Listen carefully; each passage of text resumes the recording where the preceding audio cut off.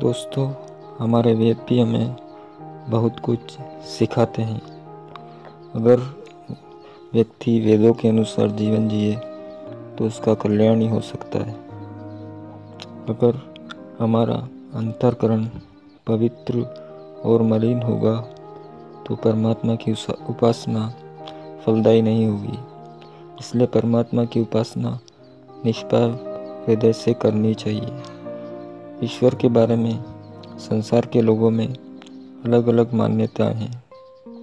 अधिकतर लोग तो ईश्वर को मानते ही नहीं।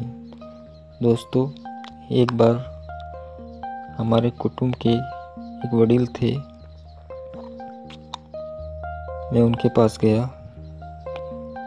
वो हमेशा बकरे का मांस खाया करते थे। उनकी उम्र लगभग 75-76 साल होगी। एक दिन मैं उनके पास गया। मैंने बातों ही बातों में उनसे कहा कि आप ये मांस खाना छोड़ दें, क्योंकि इससे पाप लगता है।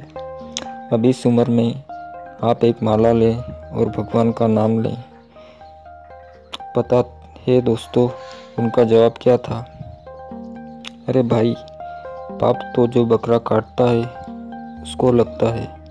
हम तो खाने वाले हैं, हमको पाप नहीं लगता है, और अगर खाएंगे नहीं तो कमज़ोर हो जाएंगे।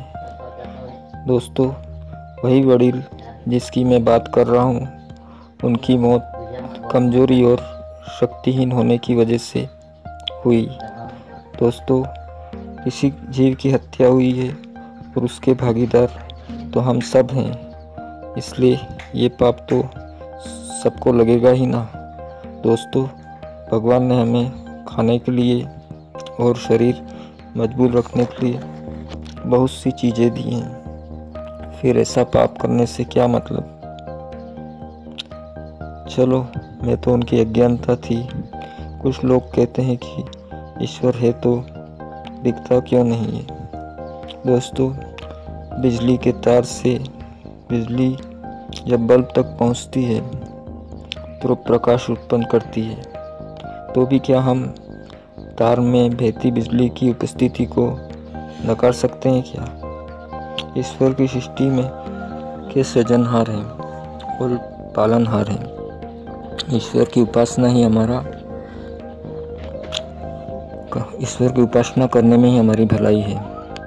दोस्तों, कुछ लोग गायत्री मंत्र करते हैं और गायत्री मंत्र को करते करते अचानक उनके मन में प्रेरणा होती है, मुझे तो गायत्री मंत्र की दीक्षा लेनी चाहिए, कोई गुरु बनाना चाहिए, तो हम भटक जाएं तो हमें रास्ता दिखा सके।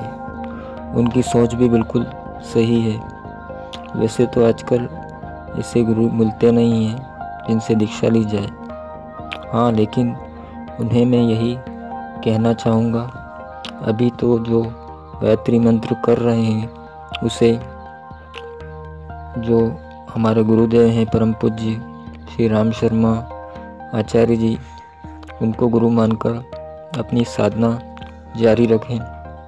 फिर आपका शांति कुंज हरिद्वार में जाना हुआ तो आप वहाँ से दीक्षा ले सकते हैं, नहीं तो घर पर ही गुरुदेव को गुरु मानकर गायत्री साधना कर सकते हैं। अब मेरे साथ क्या हुआ था,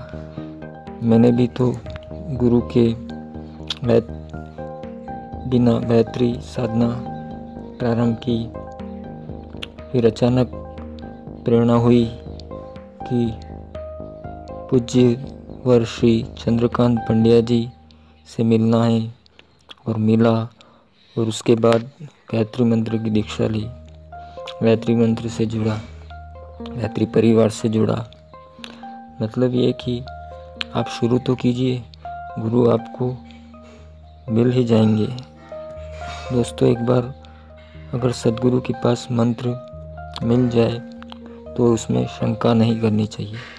मंत्र चाहे कोई भी हो, परंतु अगर पूर्ण विश्वास से जपने में आवे तो अवश्य फलदायी बनता है।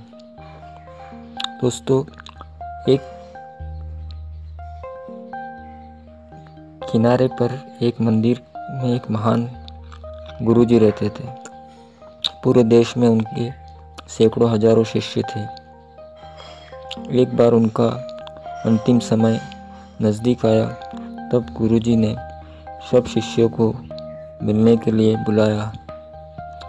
गुरुजी के जो विशेष कृपा पात्र शिष्य जो हमेशा उनके साथ ही रहते थे, वो चिंतित होकर रात दिन उनके पास ही रहने लगे। उन शिष्यों ने सोचा, क्या पता कब किसके सामने वो रहस्य बता दें जिसके कारण लोग उनको पूछते हैं। ऐसा अवसर चूक न जाए, इसलिए वो सब शिष्य रात दिन उनके पास ही रहने लगे। वैसे तो गुरुजी ने उनके शिष्यों को अनेक मंत्र दिए थे, लेकिन शिष्यों ने इनमें से किसी मंत्र की सिद्धि नहीं मिली थी। उन शिष्यों ने सोचा कि सिद्धि प्राप्त करने का उपाय गुरुजी ने गुप्त रखा है, इसलिए ही उनका इतना मान है, इज्जत है।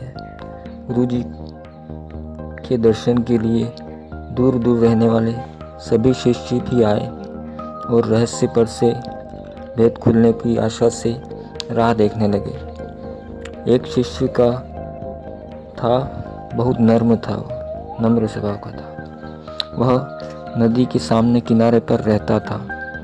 वो भी गुरुजी का अंत समय निकट है ये जानकर उनके दर्शन करने के लिए निकला। लेकिन उस समय नदी में बहुत पानी था और पानी का प्रभाव इतना तीव्र था कि उसमें नाव भी चले ऐसी संभावना नहीं थी। शिष्य ने सोचा, कुछ भी हो, मुझे जाना ही चाहिए। कहीं ऐसा न हो कि उनके दर्शन बगैर ही गुरुजी का देह शांत हो जाए। वो जानता था कि गुरुजी ने जो मंत्र दिया है वह बहुत शक्तिशाली है और उस मंत्र में सब कुछ करने की शक्ति है।